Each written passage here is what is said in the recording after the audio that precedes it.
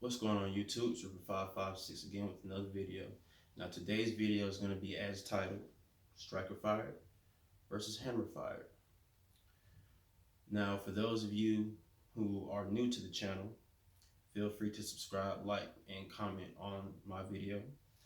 Also, I've done reviews on both of these weapons, and I will leave a link in the description below for both, so you can check out my in-depth review on both of these weapons.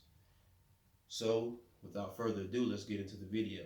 But before we go any further, safety first. No bullets in the magazine. Chamber is empty. No bullets in the magazine. Chamber is empty. Now, this video is with the intended purpose of if you're on the fence about striker fired or hammer fired weapon.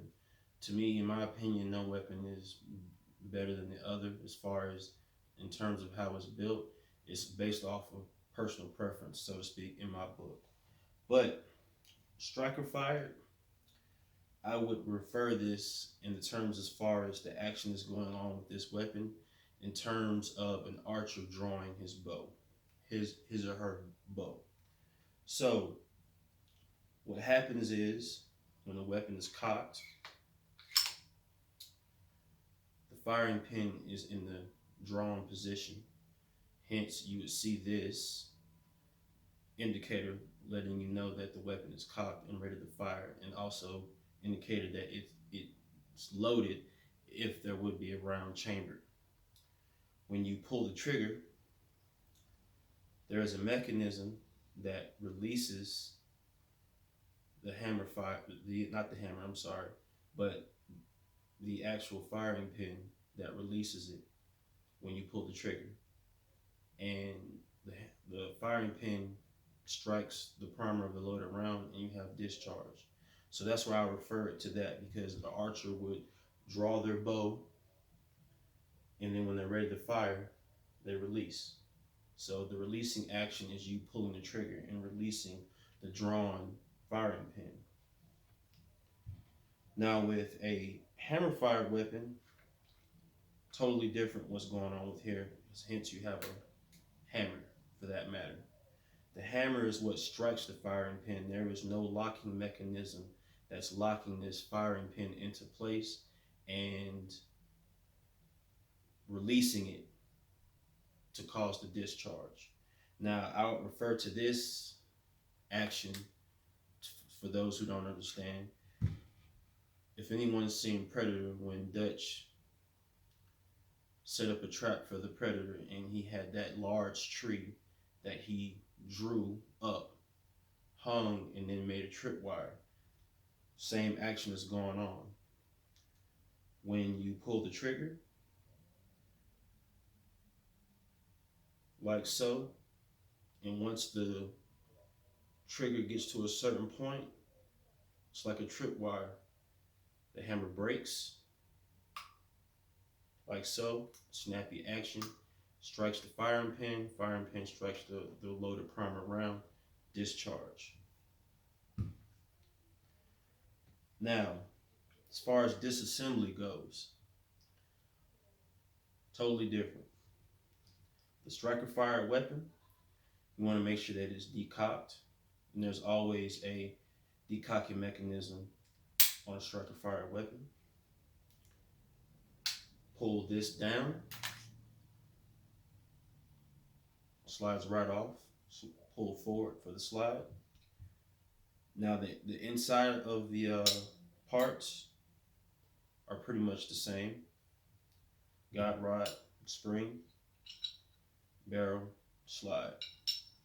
Assembly is pretty much the same. Barrel first, guide rod, slide it, like so. Now, for a hammer fired weapon, that is totally different. You would draw the slide, make sure it's in the locked position. There is a latch on the side of the weapon. push the latch down, release the slide, goes forward, comes right off. Integral parts are pretty much the same. Guide rod, barrel, slide. Assembly, same way. Barrel first, guide rod. Now, when you put the slide back on, unlike the striker fired weapon, once you put the slide back on and cock it, it's ready to go. Hammer fire is different. You have to put it back in the lock position, put the latch back up, release the slide. So that's how a striker fired weapon is explained.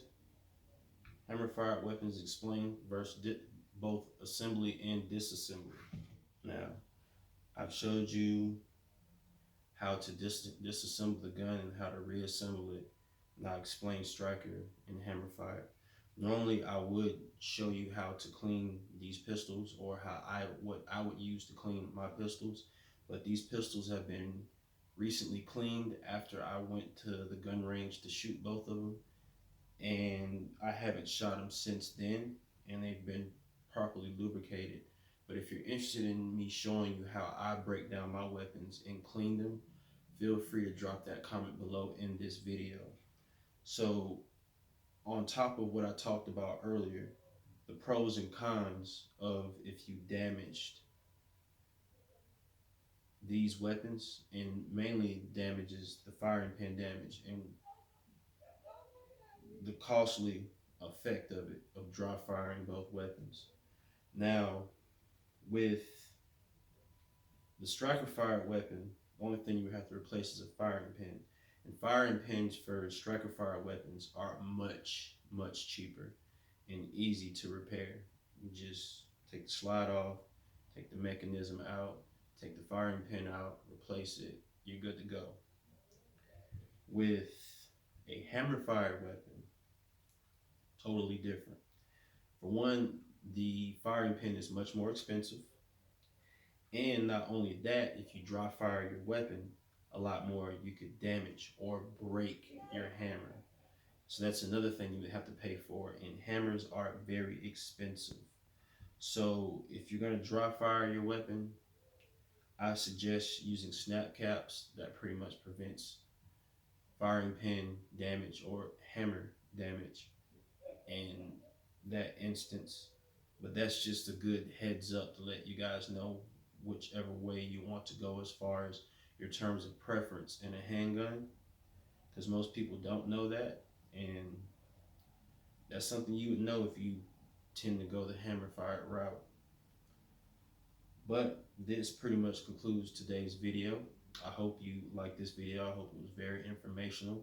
For those who have lack of knowledge of firearms, so to speak, this video is actually for you in terms of you buying a handgun if you're unsure of. And if you're new to the channel, like, comment, subscribe. More content will be coming. I appreciate you for your time, and thank you.